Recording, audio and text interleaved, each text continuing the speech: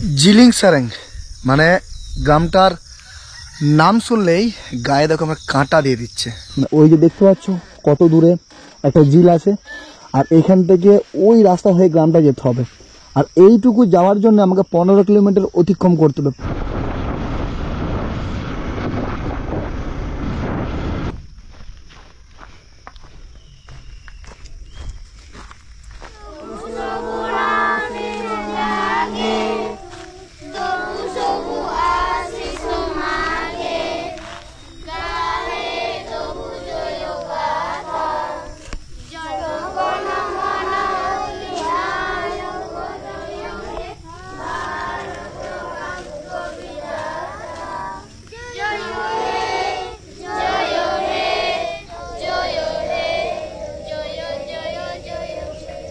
আমরা পড়াশোনা করব, আমরা বড় বড় অফিসার হব, চাকরি করবি, কেউ ইঞ্জিনিয়ার, কেউ ডাক্তার হবি, হবি তো? ম্যাডাম ভালো আছেন? হ্যাঁ ভালো আছি। এটা প্রণাম করবো আপনাকে।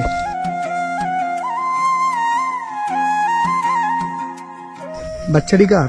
আমার। বাচ্চাটি আপনার? হ্যাঁ। কি নাম? খেরওয়াল মুর্মু। খেরওয়াল? হ্যাঁ, KHWRAL খেরওয়াল মুর্মু। এইগুলি আপনার স্টুডেন্ট? হ্যাঁ। এই জায়গাটার কি নাম? জিলিং সেরেং। জিলিং সেরেং? হ্যাঁ। এটা স্কুল? হ্যাঁ। কে বানিয়েছে? আমরা। আপনারা? হ্যাঁ। এই গ্রামেতে কতগুলো বাড়ি আছে? মোটামুটি 95টি। 95টা? হ্যাঁ। আর 95টা বাড়ির বাচ্চা এইগুলো? হ্যাঁ। এই সব বাচ্চাদেরকে আপনি এখানে পড়ান? হ্যাঁ। কত করে টাকা দেয়? বেতন পান আপনি? না। বেতন পান না? না। এই বাচ্চাটার কত মাস বয়স? 2 মাস। 2 মাস বয়স? হ্যাঁ।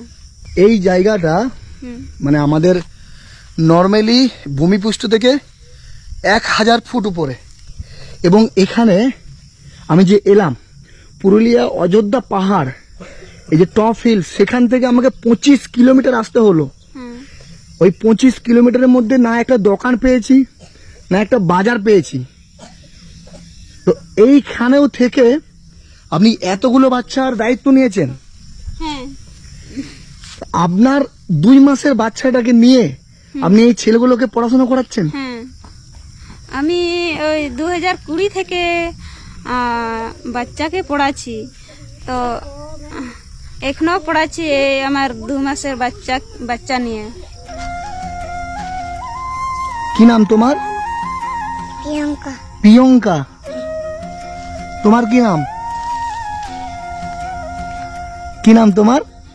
কি নাম তোমার?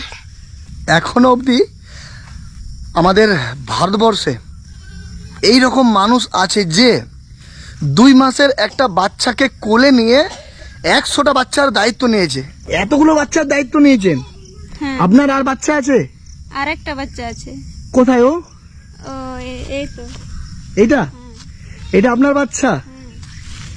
মানে সব বাচ্চার সাথে সাথে আপনার বাচ্চাও শিক্ষিত হয়ে উঠছে।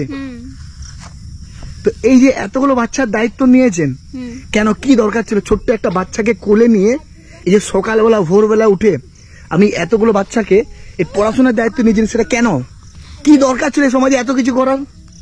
এখানে মানে পড়াশোনা বলতে কিছুই জানতো না বাচ্চারা বা মা বাবারাও, তার জন্যে আমি ভেবে চিন্তে আমি বাচ্চাকে পড়াচ্ছি। তোমরা ভালো আছো? বাংলা বুঝতে পারছো? তোমাদের কি ভাষা ভালো লাগে, আদিবাসী ভাষা না বাংলা ভাষা? আসলে ইনারা আদিবাসী, এবং যে যে জাতের যে ভাষায় যারা বড় হয়েছে তাদের কাছে সেই ভাষাটাই বড়।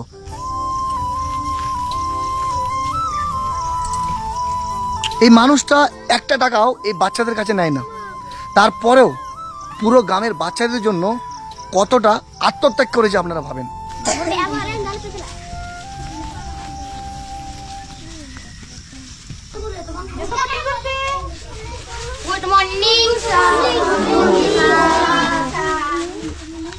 Good morning. আচ্ছা বসো, তোমরা সবাই বসো।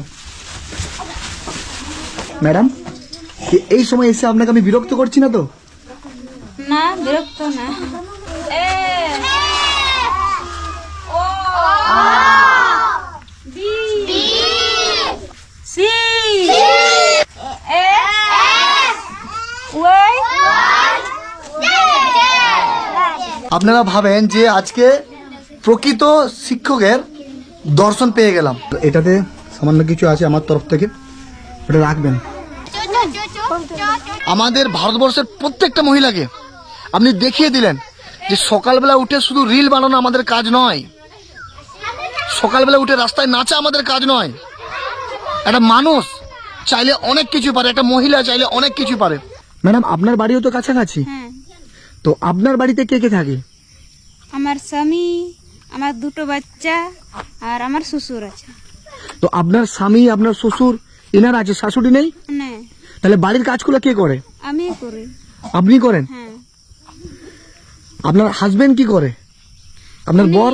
উনি চাষবাস করে। একটু আপনার হাজবেন্ডের কাছে আমরা যাবো, দিয়ে আবার এখানে আপনার কাছে আসবো। কেউ নিয়ে যেতে পারবে? হ্যাঁ, হ্যাঁ। সঞ্জিত, আপু ঠাই দিন। সঞ্জিত কে আছে? তুমি একটু নিয়ে যাবে? চল।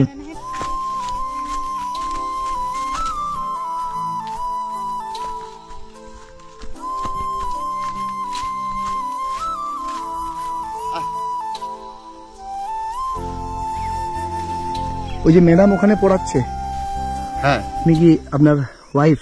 হ্যাঁ হ্যাঁ, আমার ভাই। আর এটা কাদের জমিতে হাল দিচ্ছ? এটা আমাদের এই জমিতে। আমাদের তো চাষবাস না করলে নির্ভর করা যায় না। হ্যাঁ, মানে এই মানুষটার জন্যই হয়তো ও এত বড় কাজটা করতে পারছে। আর এই যে গরু দিয়ে নাঙল দিয়া, তো এখানে ট্রাক্টর নেই, মানে মেশিন দিয়ে নাঙল দেওয়া হয় না? আর কোথায় পাবেন এই ব্যবহার জায়গায়? এখানে না সুযোগ সুবিধা আছে না কি আছে? এখানে ট্রাক্টর কোথায় পাবেন? এই লাঙ্গল দিয়ে আমরা চাষবাস করি। ওয়াইফ এখন কোথায় আছে? বউ? ও স্কুলে আছে এখন, আর আমি এই বাড়িতে কাজ সেরে এই লাঙ্গল চালাচ্ছি। তো ওইখান থেকে ক টাকা পাই? বেতন পাই তো? ওইখান থেকে বেতন পায় না, বিনা পয়সাতে? বিনা পয়সাতেই করে। কিছু বলেননি আপনি? আমি বলেছিলাম ওই 2020-তে যখন স্টার্ট করলো, তো সে সময় আমি বলেছিলাম পড়াশোনা, ছেলেদেরকে পড়াশোনা করে লাভ কী হবে। তখন উনি আর মানলো না। আর আমিও কলেজ পর্যন্ত পড়েছি, তার জন্য পড়াশোনার দিক কিছু বুঝি। আরেকবার জড়িয়ে ধরবো। মানে আমরা ঈশ্বরের দর্শন করার জন্য আমরা বিভিন্ন জায়গায় যাই, কিন্তু আমাদের বাড়ির পাশেই, আমাদের কাছাকাছি দিয়ে অনেক ঈশ্বর লুকিয়ে আছে। ম্যাডাম, ওই যে ড্রেসগুলো, একই কালারের যে ড্রেসগুলো পরে আছে, দেখি বাবা একটু।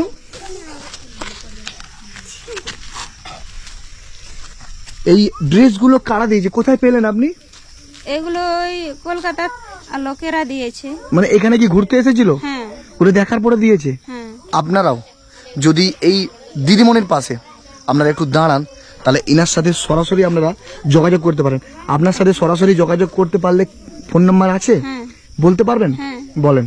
93 82 93 82 39 39 67 67 হ্যাঁ 22। 22। আমরা বেশিরভাগ সময় কি দেখি, যে কোনো একটা মহিলা রাস্তায় যে ডান্স করছে, তার দেখবেন লক্ষ লক্ষ ফলোয়ার্স।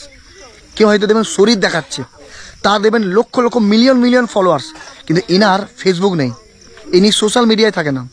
ইনি সমাজের জন্য কিছু করতে চায়, গ্রামের মানুষের জন্য কিছু করতে চায়, এবং সেটা কি শিক্ষার মাধ্যমে। উনি জানে যে শিক্ষা ছাড়া আমাদের দেশকে কখনো এগোনো যাবে না। তো আমরা সবাই চাই যে এই ম্যাডামকে যেন ভারতবর্ষের প্রত্যেকটা মানুষ চিনে। আমরা এনার জন্য কিছু করতে পারবো না, কিন্তু এই ভিডিওটা শেয়ারের মাধ্যমে আমরা ভারতবর্ষের প্রত্যেকটা মানুষের কাছে এনার বার্তাটা পৌঁছে দেবো।